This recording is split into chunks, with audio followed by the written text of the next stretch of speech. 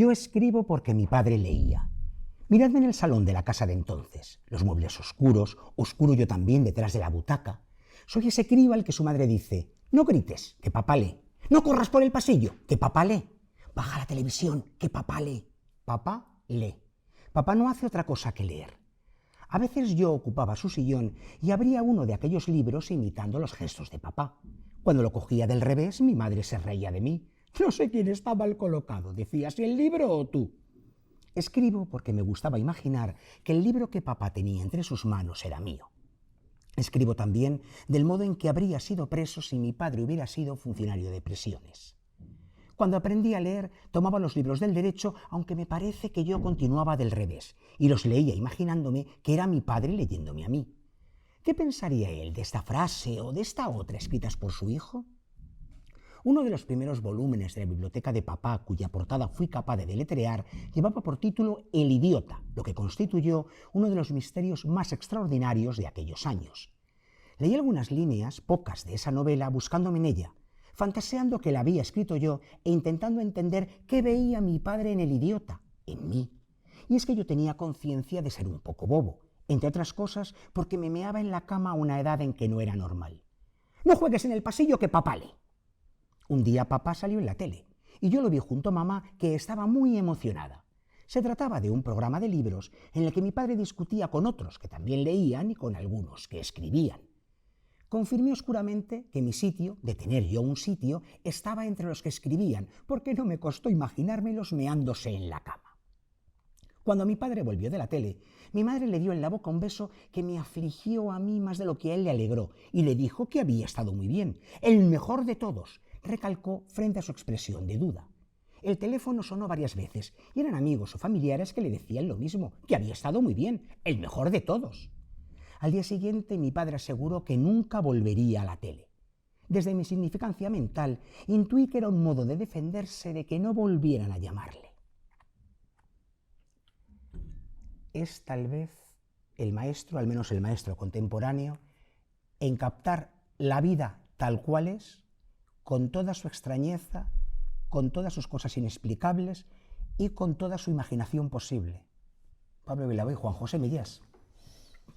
Un autor que provoca amores y filias a partes iguales. Aunque creo que Mi verdadera historia puede ser de sus trabajos más accesibles, no porque él tenga una escritura complicada, sino por lo que tú dices, que a veces se adentra en esos pliegues de la realidad y, bueno, pierde a algunos lectores por el camino. Aquí vamos a seguir la historia de este niño, de lo que provoca este niño con una acción fortuita y lo que viene después si se adentra en lo que él mismo dice que le gusta tanto, que es internarse en esas grietas que tiene la realidad y llegar incluso al surrealismo. Es que para mí la maestría de Millás es esa, que la parte más clara y obviamente surrealista, la parte más imaginativa y que tú sabes que es irreal, la cuenta de un modo que parece real. Hay muchas columnas de él que desde el principio, desde la primera frase, además ahí sí que va al grano, las columnas son breves y tiene el espacio que tiene, dices, ya me va a contar uno de sus maravillosos cuentos, pero llegas al final y dices, ¿pero le habrá pasado a él de verdad? Bueno, él ha inaugurado un género, por así decirlo, que él mismo ha bautizado como articuento, porque en ellos mezcla el pulso periodístico con el trazado literario del cuento. Y creo que en ese sentido Mi verdadera historia se puede adentrar perfectamente en esa categoría. Sí, fíjate, yo he buscado y no he logrado encontrar si lo publicó primero como por entregas en el periódico, porque si te das cuenta, todos los capítulos miden, además miden exactamente lo mismo, y yo creo que hasta tienen el mismo número de palabras, o sea, tiene muy cogido desde luego el ritmo al artículo, pero es que además, aunque aquí cuenta una historia que se continúa, cada capítulo podría ser un artículo con presentación, nudo y desenlace. Mm. Sí, sí. O sea, si tiene ese pulso, como dices, y por eso mismo creo que para empezar a internarse en ese universo de Millás, creo que es una buena opción.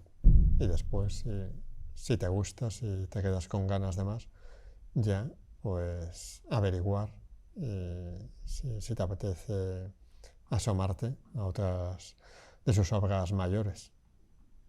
Fíjense que incluso tiene un premio nacional de literatura por la obra por la que ganó el Planeta. Cuando a veces empezamos a denostar ciertos premios, pues en este caso, como ocurrió con El Jinete Pueblo, con Muñoz Molina, El Mundo de Juan José Millás, primero fue Premio Planeta y luego Premio Nacional de Narrativa.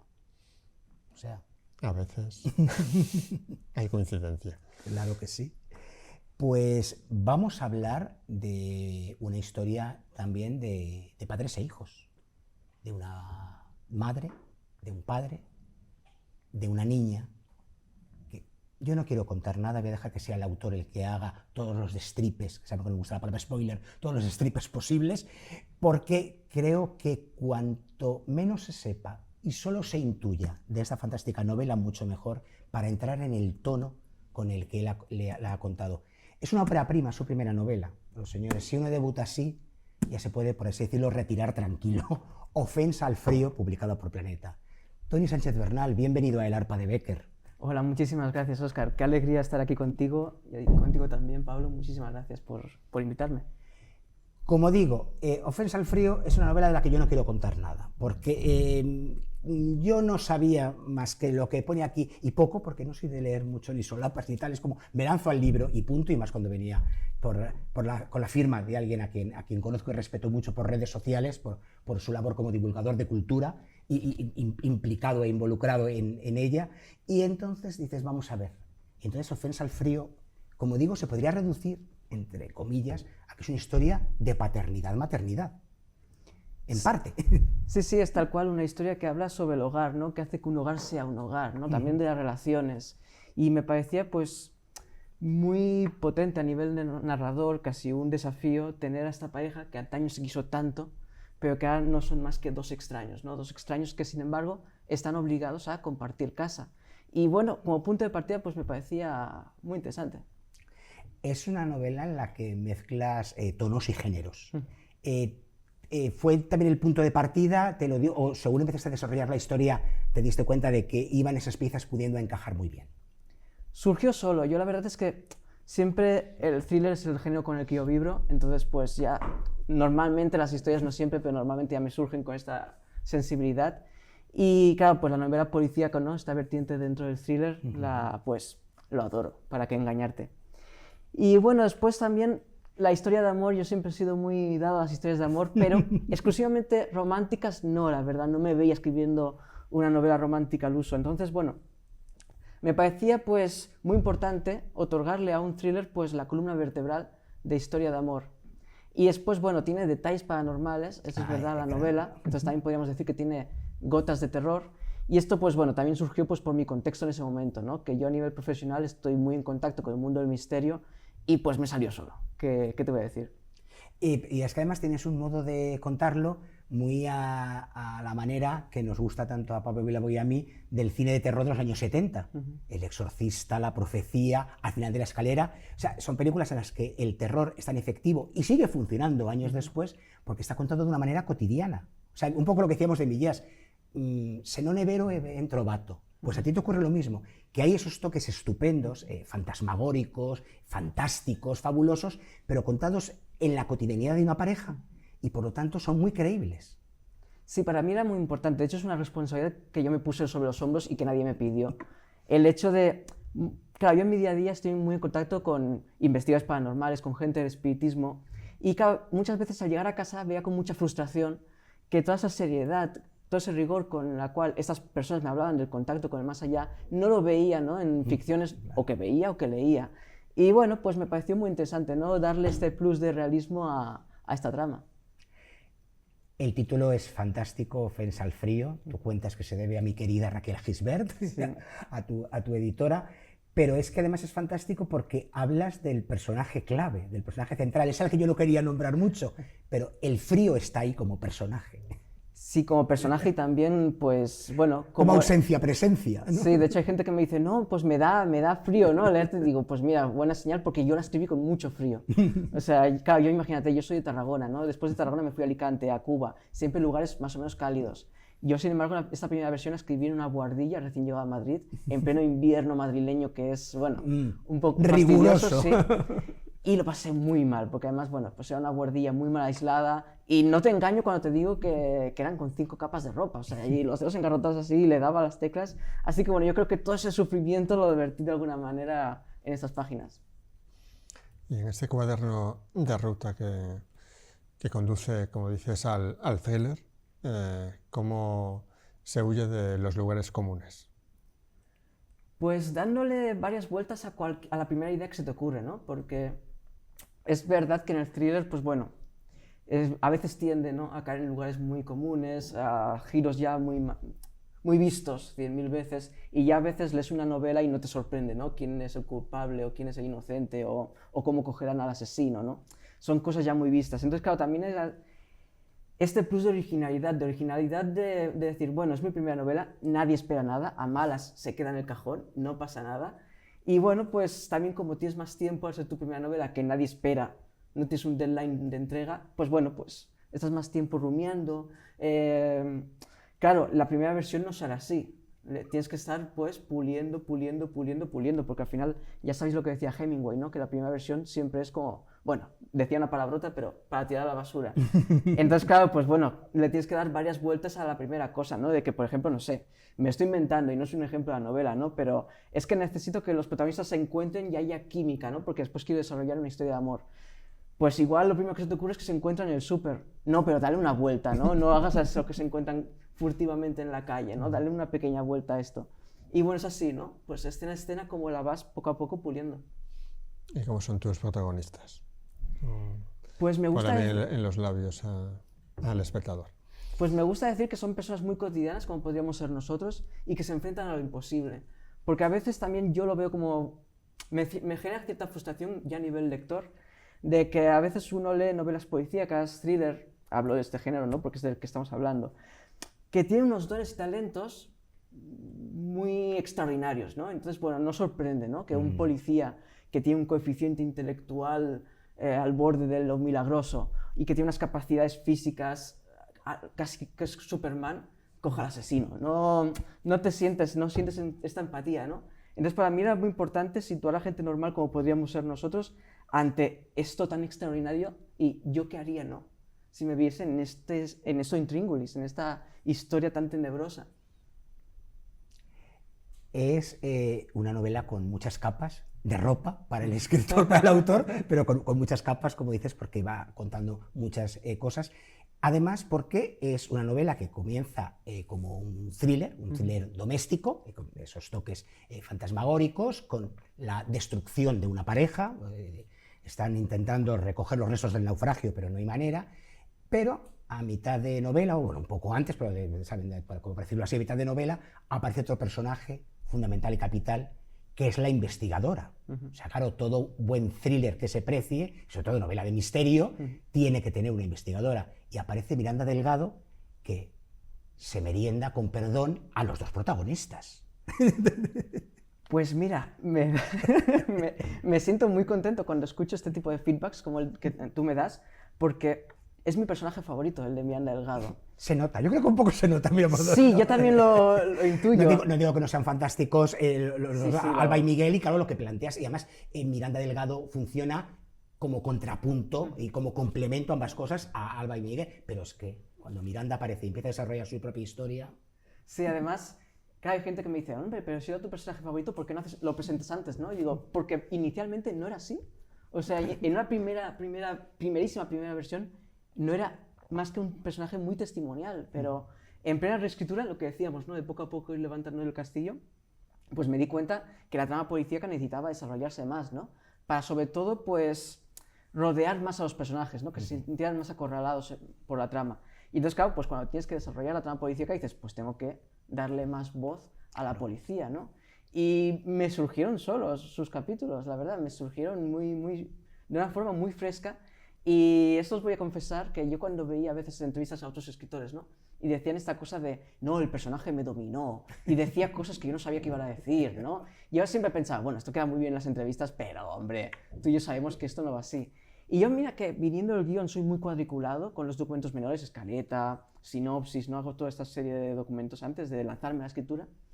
Pero de alguna manera sí fue así, o sea, sus capítulos, los personajes los capítulos de Miranda Delgado me salieron muy solos, muy frescos, me dejaba un poco más llevar por la intuición, ¿no? Por el divertimento de escribir y sí, yo creo que se nota, efectivamente. Utilizas una tercera persona que es muy primera persona, o sea, como se dice, la primera persona encubierta, porque narras muy desde los personajes. Para mí era muy importante, porque viniendo del mundo del guión, como vosotros sabéis, en el mundo del guión pues se escribe lo que vas a ver en la pantalla, ¿no? Entonces desde el punto de vista de la cámara. Y claro, al ser mi primera novela me gustaba, ¿no? Me gustaba la idea de poder coquetear no solo con las peripecias y demás del thriller, sino también un poco con la introspección más literaria. Y bueno, empecé lanzándome a ver cuál era mi voz, ¿no? Eso que dice Luis Landero, que es lo más difícil para un escritor, ¿no? Encontrar su voz, porque cuando encuentras la voz, pues encuentras tu estilo. Y bueno, poco a poco fui encontrando esta voz un poco mixta y me siento ahora muy a gusto, la verdad, porque además muchos de mis autores favoritos son así, son más introspectivos, ¿no? Puedo decirte Rafael Chirves, Javier Marías. Entonces, bueno, pues me gustaba hacer esta mezcla. Y volviendo al género del thriller, al empezar a escribirla, ¿ya tenías pensado el desarrollo y el final o te dejaste sorprender y el final fue distinto de lo que ideaste? Pues inicialmente seguía la escaleta a rajatabla, porque como he comentado antes, yo vengo del mundo del guión y antes de lanzarnos a la escritura, pues bueno, hacemos diversos pasos, ¿no? Y no pasamos a un paso sin haber cumplido el anterior. Entonces sí que es verdad que yo cuando me lanzo a la escritura sé exactamente lo que va a pasar, pero de alguna manera sí que, sobre todo tratándose de una novela, y mi primera novela, lo que te digo, se podría haber guardado en el cajón y no hubiese pasado nada, porque nadie esperaba una novela de Tony Sánchez, pues y de verdad lo digo. Y bueno, me permití un poco sí que no improvisar, pero sí que variar, en el sentido de que yo lo comparo siempre como, imagínate, tú te sientas en tu coche y pones en el GPS, pues no sé, Barcelona, ¿no? Y puedes escoger ir por carretera nacional. Pero en un momento dado dices, oye, pues me puedo parar en este pueblito, ¿no? O ves una catedral, un castillo al fondo y dices, oye, pues me desvío y me acerco a tal otro pueblo, ¿no? O me paro a comer en este bar de carretera que hay muchos camiones y aquí se come bien. Entonces, pues eso, ¿no? Yo sabiendo el GPS, la dirección, sí que es verdad que me permitía pues ciertas escenas de búsqueda. Que algunas han quedado, algunas no, claro. Eso lo dices de algún modo en la novela. Sí. Conducir es fácil porque es seguir la ruta. Ojalá se pudiera hacer siempre en la vida. Sí. Sí, la verdad que quién no quisiera, ¿no? Que le dijesen a veces qué hacer. Jo. ¿Sabes que hay una cosa que no te puedo perdonar en la novela? Cuéntame. En un momento dado hablan los personajes de no volver a escuchar vinilos. Ajá. Dicen, madre mía, lo que se ha perdido. Y otro replica, bueno, eran discos de Conchita Piquer, no se perdió tanto. Es doña Concha Piquer. Perdóname, Tony, que te diga. Has ido a mentar. No, ahí te voy a decir que es un chiste familiar mío de mis padres que una vez escuché, me hizo gracia y son estas cosas, de estas perlas, ¿no? Que uno escucha. Y además uno lo dicen los personajes. ¿No? Pero claro. El fan de Concha Piquer, yo al revés, que oía Concha Piquer desde que era muy pequeño, en casa de mis tíos, es como, pero ¿quién no podría querer escuchar esos vinilos una y mil veces? Además tatuaje, no, o sea que obviamente hay que escucharla. Hay un capítulo muy breve, los capítulos son todos bastante breves, podemos igual ir con ello, pero hay un capítulo muy breve, es solamente ese, que aquí, esto es la madre de todas las batallas, o sea, en esta página te has sobrado. Es un capítulo que comienza diciendo, ya está, el espejismo ha dicho adiós, la casa vuelve a estar sumida en el silencio, en este silencio agónico que se te mete en los huesos y te roba todo principio de cordura. Y termina diciendo, se insulta a sí mismo y se obliga a recordarse su papel de huraño, el vacío con alba, el frío que acecha en cualquier esquina de la casa y esa sensación de estar sobreviviendo al día a día, de estar sacando la cabeza de un oleaje de mierda en continuo vaivén. En fin, puta vida. Hijo mío, caramba, pero seguir leyendo después de ese capitulito cuesta remontar, ¿eh? Yo no sé cómo ha sido la escritura. Tú además que has sido padre en todo el proceso de reescritura del libro. Sí, sí, yo de hecho la primera versión no era padre, cuando escribí la primera versión en 2019. Y bueno, pues claro, pues uno escribe desde la intuición, lo que ha visto, ¿no? Lo que ha leído, los lugares comunes a veces, ¿no? Que como ves en las películas que son los padres y las madres, ¿no? Y la novela quedó en el cajón un año largo. Y al ser padre, pues fue cuando la saqué del cajón y la reescribí casi por completo, ¿no? Y yo creo que es cuando se ve un poco la veracidad. También es verdad que esto no es ningún gran destripe. Me ha gustado mucho que lo digas destripe y no spoiler, como sugiere Marta Sanz siempre. Pero bueno, hay una escena que es un parto, ¿no? Y entonces, pues bueno, todo el mundo me dice, aquí se nota que tú estuviste presente en un parto, ¿eh? Digo, sí, sí. O sea, no lo hubiera podido imaginar antes. No, que va. Además, ya como broma interna, ¿no? Pero yo había puesto un parto como lo que se ve en las películas. 10 minutos y ya, ña, ¿no? El bebé llorando. Y claro, cualquiera que haya... Estado en uno. Yo mira lo que son las cosas que la primera versión me la habían leído mujeres, madres, y nadie me había dicho nada. Y entonces, claro, fue yo, al ser padre, que dijo, no, pero si un parto pueden ser 8 horas, 6 horas, o sea, quita. Y entonces fue cuando... Hay otra cosa que me gusta mucho de la estructura de la novela, que era un poco ya más allá de capítulos cortos o largos, en el sentido de que va uno como leyendo átomos o teselas, ¿verdad?, el mosaico, y va reconstruyendo, sino que cada capítulo lo nombras con el nombre de uno de los personajes, pero a veces, como dices, hay tanta introspección y por otro lado vas como jugando con el lector como un calidoscopio, moviendo ahora por aquí, ahora por allá, ahora de este modo, ahora de este otro, que hay capítulos intercambiables. O sea, aunque los presentas como Miguel o como Alba, podrían ser al revés.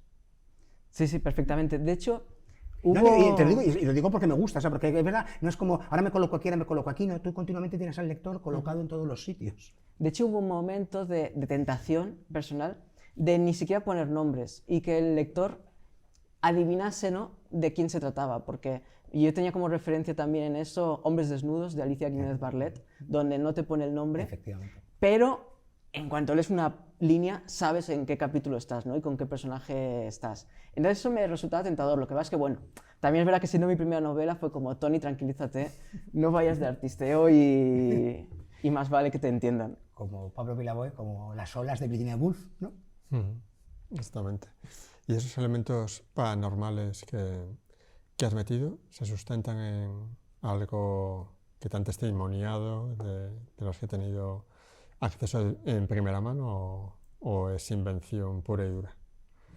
Pues mira, yo es que, claro, para mí es difícil, ¿no?, que es invención y que no, en el sentido de que, claro, llevo tantos años, 10 años, en contacto con estos profesionales, ¿no?, investigadores paranormales, gente del espiritismo, que, claro, yo, por ejemplo, el espiritismo sí que te puedo decir que me honra que es el espiritismo codificado por Allan Kardec, porque a veces cuando uno piensa en medium, piensa en dos tipos de mediums, ¿no? En la medium de las películas de terror, que ponen los ojos en blanco, empiezan a hablar en latín, ¿no?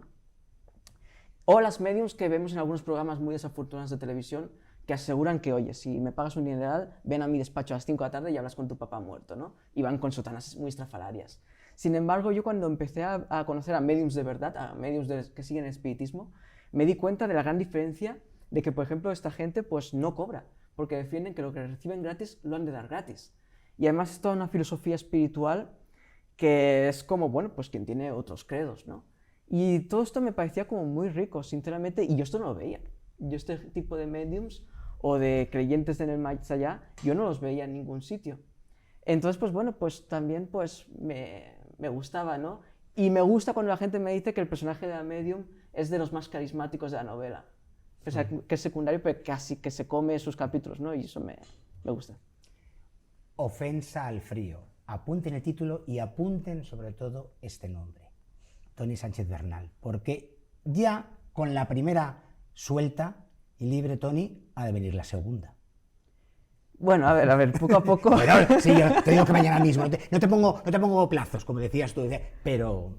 La idea es que sí, claro, a mí nada me gustaría más, ¿no?, que hacer carrera en el mundo de la literatura. Pero bueno, sí que entiendo que es mi primera novela, que han hecho una apuesta muy fuerte, mis editoras, confiando en mí. Entonces, pues bueno, pues a ver qué tal este salto al vacío. Pero vaya, gustosamente, ojalá que dentro de un par de años estemos aquí otra vez. Pues es lo que iba a decirte. El ARPA te estará esperando en su ángulo oscuro para el momento en el que haya una segunda novela. Vengas por aquí y nos lo cuentes. Pues muchas gracias. Gracias. Pablo Vilaboy, no sé cómo se tomará el ARPA, que ahora lleguemos con frío. Bueno, desde luego, con esa portada tan sugerente y escalofriante, no sé. Pues con esta portada, querida Arpa, vamos para allí y ya saben todos ustedes, nos vamos a buscar nuevas lecturas y muy pronto vamos a compartirlas con ustedes. Muchas gracias.